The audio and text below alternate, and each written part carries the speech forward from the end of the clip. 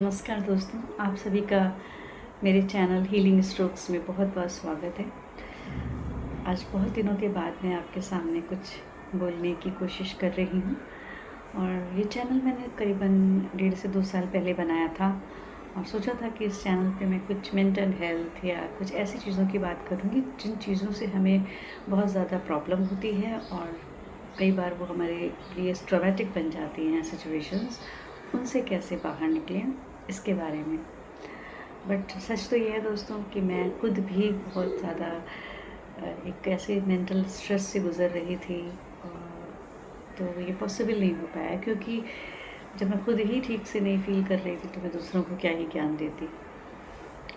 अब मैं काफ़ी बेहतर हूँ, मैंने अपने आप पे बहुत काम किया और अब मैं अपने आप को बहुत बेहतर महसूस कर रही हूँ।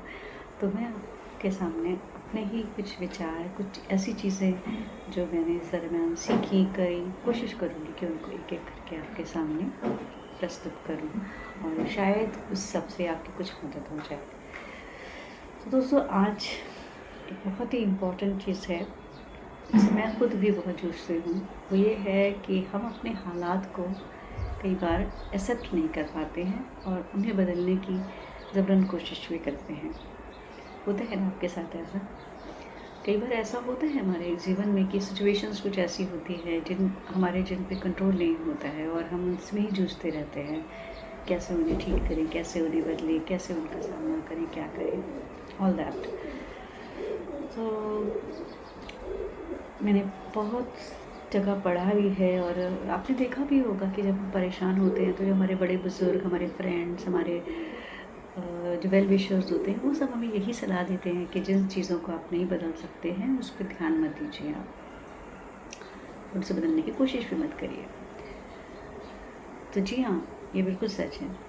बहुत समय से बहुत से दार्शनिकों ने हमें जो ये बताया है कि जीवन जीने का सही तरीका क्या है, वो यही है कि आप जिन चीज़ों के ऊपर आपका कंट्रोल नहीं है, जो भी आपके लाइन ऑफ कंट्रोल या प्रभाव से, आपके इफ़ेक्ट से जिन पे आपका नियंत्रण नहीं है, वो उन चीज़ों को फ़ोकस करने के बजाय, मतलब उसको बदलने के बजाय, जिन चीज़ों पे आपका बस है, आपके कंट्रोल में है जो चीज़ें, उस पर फ़ोकस करिए।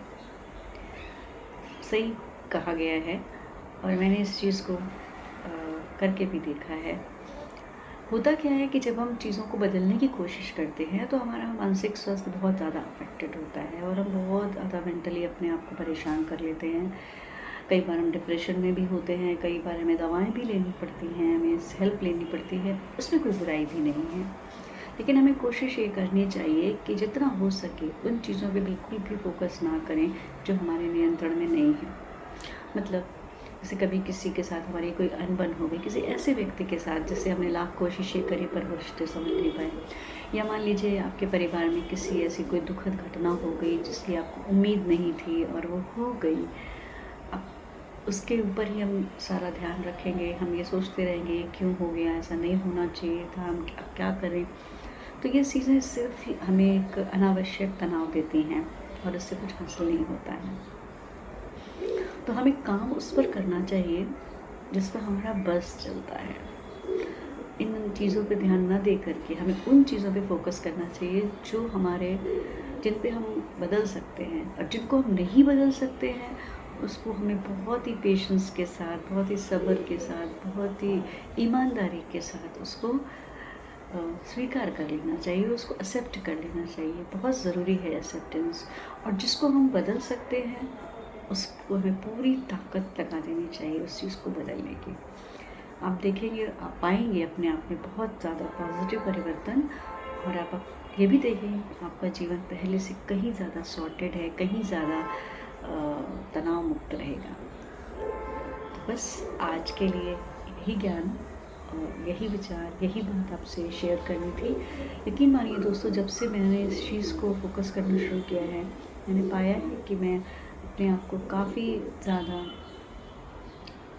चिल्ड जिसे कहते हैं, बहुत ज़्यादा अपने आप को खुश महसूस करती हूँ, बहुत ज़्यादा अपने आप को स्ट्रेस फ्री भी महसूस करती हूँ और कामों को सही तरीके से कर पाती हूँ। उम्मीद करती हूँ आपको ये बात सही लगी होगी, और अगर आप किसी वजह से अपने जीवन में कुछ चीज़ों से परेशान हैं, उन्हें बदलने की नाकाम कोशिश कर रहे हैं, तो आप उन्हें जस्ट ऐसे ही जाने दीजिए, जस्ट लेट इट बी। जैसे भी है वैसे रहने दीजिए। आप जिन चीज़ों को बदल सकते हैं, just focus on that and work on that. You will see that your life is happier than ever. Thank you so much. Hope you like it, and if you do please कंजूसी मत करिएगा, like करिएगा, अपने विचार भी रखिएगा, और किन्हीं दोस्तों को, किसी को अगर ऐसे चीज़ों की आवश्यकता हो तो या तो आप ये वीडियो शेयर कर सकते हैं, या फिर आप अपने तरह से उन्हें बता भी सकते हैं। किसी की मदद हो जाएगी, अच्छा लगेगा। बाय बाय, धन्यवाद, अपना ख्याल रखिए।